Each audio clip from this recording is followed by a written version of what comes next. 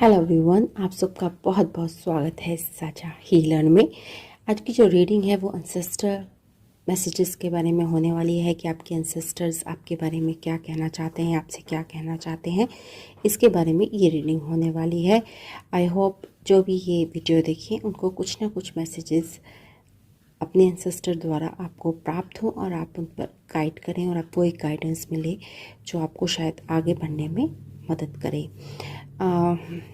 मेरा ये रीडिंग करने का मेन मकसद ये है क्योंकि अभी हमारा जो है वो एंसेस्टर जो फोर्टनाइट चल रही है और इसमें सबसे ज़्यादा एंसेस्टर्स हमारे करीब होते हैं, हमारे पास होते हैं, हम उन्हें महसूस कर पाते हैं।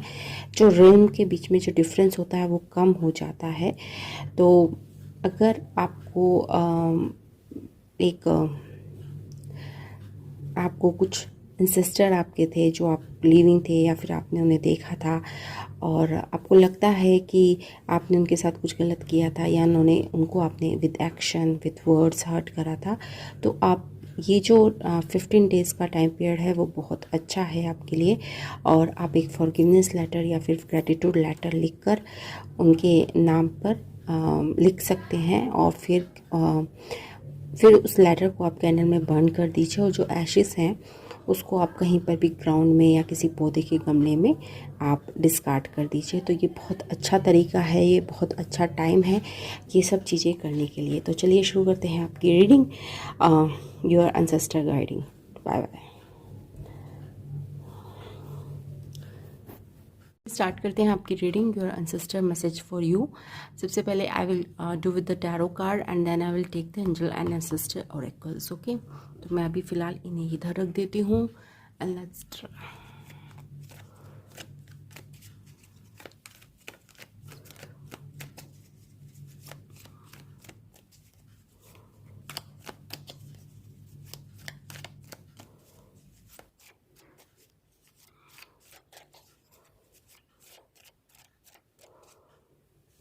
ये वाला जो मैं कार्ड निकाल रही हूँ वो आपकी मैटरनल साइड्स के एंसेस्टर से है, यानी आपकी मदर की साइड्स के एंसेस्टर से आपसे क्या कहना चाहते हैं, द वर्ल्ड।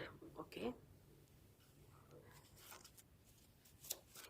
जो दूसरा कार्ड होगा वो आपके फादर की साइड्स के एंसेस्टर की तरफ से होगा।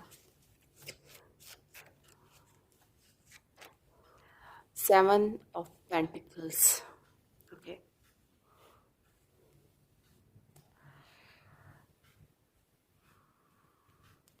यहाँ पे जो ब्लॉकेजेस हैं वो आपको फादर के साइड से आ रही होंगी as compare to mother side, क्योंकि जो मदर के साइड्स पे कार्ड आया है वो वर्ल्ड आया है। वर्ल्ड का मतलब काफ़ी हैप्पी प्लेस होता है, काफ़ी this is the last card of the tarot, मतलब जो मेजर अरकाना होता है उसका सबसे लास्ट कार्ड होता है। इसमें सारे एलिमेंट्स भी हैं, अगर आप देख पा रहे हैं तो चारों कोनों पर चारों एलिमेंट्स हैं।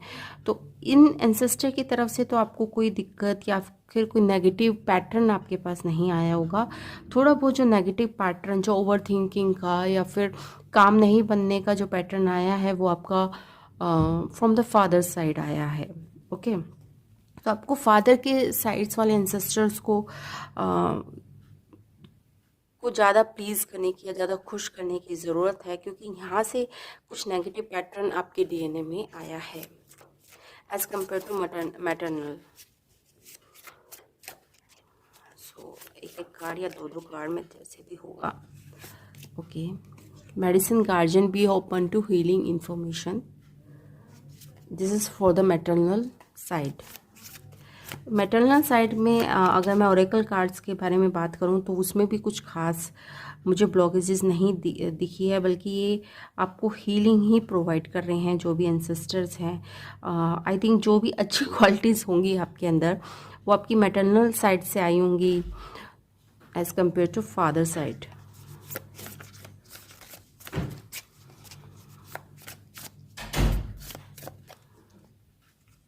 One more card for the fire guardian, ignite your passion. Okay, this is the card for the father side. Fire guardian ignite your passion, इसका मतलब मुझे सीधा सीधा ये लगता है कि थोड़ा सा जो आपके अंदर लेथार्जी रहती होगी, उदासी रहती होगी, या फिर आपको शक्ति मतलब ऐसा लगता होगा थका थका सा। तो ये वाली जो प्रॉब्लम है वो आपकी फादर साइड से आई है as compare to mother side. Okay, तो यहाँ पे यही मैसेज है आपका। इधर की तरफ से मुझे कुछ ज़्यादा ब्लॉकेजेस नहीं दिख रही। आपको जो काम करना है वो फादर साइड्स के एंसेस्टर्स के ऊपर काम करना है। यहाँ पर फायर गार्जियन मतलब होता है इग्नाइट योर पैशन। थोड़ा सा आपका आई थिंक सोलर प्लेक्सिस चक्रा में थोड़ा सा दिक्कत होगा, थोड़ा सा लीवर रिलेटेड एरिया में। ओके, तो और यहाँ पे पैशंस को भी रिलीव करने के लिए कहा गया है कि इग्नाइट योर पैशन, की कोई ना कोई पैशन है जो आपने शायद दबा दिया है अपनी ओवर थिंकिंग, या फिर दिनचर्या में कुछ ना कुछ ऐसा है जो आप बहुत करना चाहते थे पर वो आपने किया नहीं है, किसी वजह से, वर्कलोड की वजह से, या अपनी ओवर थिंकिंग की वजह से, या पैसों की कमी की वजह से। तो उसको फिर दोबारा से रिलीव मतलब फिर दोबारा से उसको इग्नाइट करना, फिर दोबारा से उसे ज़िंदा करना, इसका मैसेज यहाँ पे मिल रहा है। ओके, तो इसके लिए आप किस तरह से काम करेंगे? Okay, I will take it. Okay, 2 cards.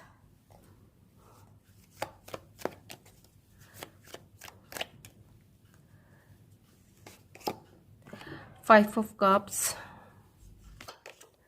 Knight of Cups। ठीक है, तो इसके लिए गाइडेंस जो आई है वो 5 of Cups की और Knight of Cups की आई है। दोनों ही इमोशनल एनर्जी है। शायद इमोशनल फ्रंट पे आप थोड़ा सा जल्दी ही खुश हो जाते होंगे, जल्दी ही दुखी हो जाते होंगे, इस तरह की एनर्जी होगी आपकी। मतलब थोड़ा सा अगर कुछ काम बन रहा है और थोड़ा सा उसमें कुछ बाधा आ गई तो एकदम से आप डिप्रेशन मोड में चले जाते होंगे, और अगर सब कुछ ठीक ठीक ठीक चल रहा है तो आप ज़्यादा बस अब तो दुनिया ही जीत लूँगा, कुछ इस तरह की एनर्जी में आप आ जाते होंगे। तो वो भी गलत है, समथिंग लाइक डैट। और ये जो 2 कार्ड जो टॉस करते हुए बाहर निकले थे वो हैं 6 of pentacles and the chariot.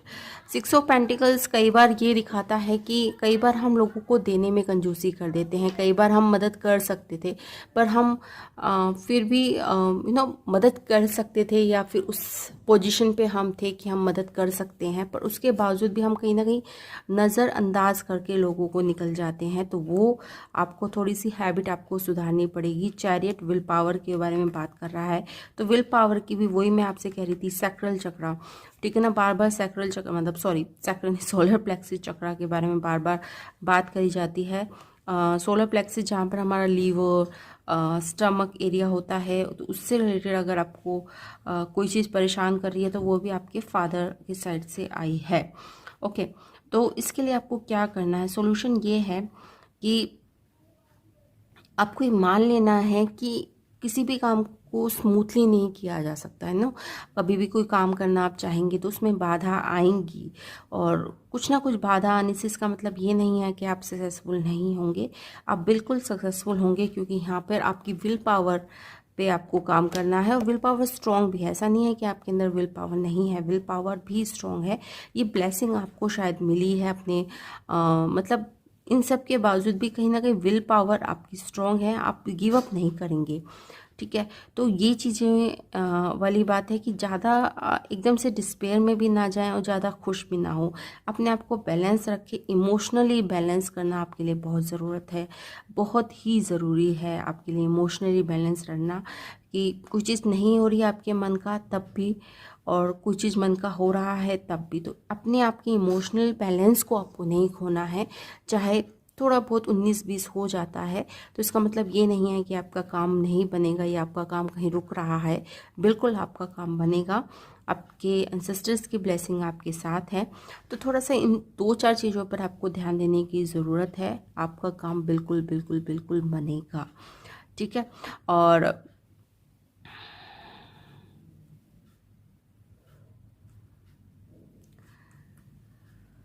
Seven of pentacles थोड़ा सा ओवर थिंकिंग के बारे में बात करते हैं, मनी के बारे में बात करते हैं। आप प्रयास कर रहे होंगे, काम बन नहीं रहे होंगे, या फिर ऐसा होता है कि कई लोग मतलब काफ़ी लोग काफ़ी मतलब यही चाहते हैं कि जैसे मैं काम करूं या 2 या 3 महीने में मुझे रिज़ल्ट मिल जाए, और जब वो रिज़ल्ट नहीं मिलते ना तो एकदम से वो मतलब वो होते हैं यार छोड़ो यार कुछ हो ही नहीं रहा। तो उस चीज़ को नहीं छोड़ना है आपको। परसिस्टेंस होना बहुत ज़रूरी है आपके अंदर, कंसिस्टेंसी का होना बहुत ज़रूरी है, जो आपके एंसेस्टर आपको फादर की साइड से शायद कम मिली है। कंसिस्टेंट रहना, आलस नहीं करना, किसी एक काम को रोज़ करते करते करते रहना, रिज़ल्ट के बारे में ज़्यादा चिंता ना करना, क्योंकि रिज़ल्ट आपको दिख जाएंगे। आप काम करेंगे तो ऑब्वियसली आपको रिज़ल्ट दिख जाएंगे। तो इन बारे में ज़्यादा बात की जा रही है आपके एंसेस्टर साइड से, और आई थिंक आपको फादर की साइड वाले एंसेस्टर्स को ज़्यादा वहाँ से आपकी नेगेटिव एनर्जी ज़्यादा आई है, तो उसके ऊपर काम करने की ज़रूरत है। पर मदर की साइड से जो आपका जो हर्ट का जो स्पेस है वो काफ़ी खुला हुआ है। अगर मैं आपको बताऊं कि इसमें वर्ड कार्ड आया है और मेडिसिन गार्जियन आया है, तो आपका हर्ट का स्पेस खुला होना कोई छोटी बात नहीं होती। हर्ट जो एरिया होता है हमारा चक्रा, हर्ट चक्रा इज़ अ मतलब एक डिवाइन और ह्यूमन के बीच का एक कनेक्शन होता है हार्ट चक्रा। तो उसका भी खुला रहना या फिर उसका भी फॉरगिविंग होना, उसका बड़प्पन होना भी बहुत कमाल की बात है, और आप इसको प्लस पॉइंट है आपका, और आप इस पे काम करेंगे तो आपको और फ़ायदा मिलेगा। ओके, तो आपको किस पे काम करना है? अपने पैशंस पर, अपने सोलर प्लेक्सिस पर आपको काम करना है। ओके, और हार्ट चक्र आपका काफ़ी खुला हुआ है, तो आपको काफ़ी जल्दी ऐसा बहुत जल्दी आपको रिजल्ट मिल जाएगा अगर आप थोड़ा सा काम करेंगे। थोड़ा सा आशावादी बने, निराशावादी ना बने कि थोड़ा सा भी कुछ होते हुए एकदम से निराश हो जाए। तो इस तरह की जो टेंडेंसी है उससे थोड़ा दूर रहें, और अपने एंसेस्टर्स को याद करें, सबका यूनिवर्स का थैंक यू बोलें, ग्रैटिट्यूड करें और खुश रहें। यही मेरी तरफ से आपको दुआ है। तो ये तो थी आज की रीडिंग। आप में से जो भी अपनी पर्सनल टैरो रीडिंग के लिए मुझे कांटेक्ट करना चाहते हैं तो नीचे मेरी डिटेल्स आपको नीचे मिल जाएगी, आप मुझे जाकर संपर्क कर सकते हैं। Thanks for watching, bye bye.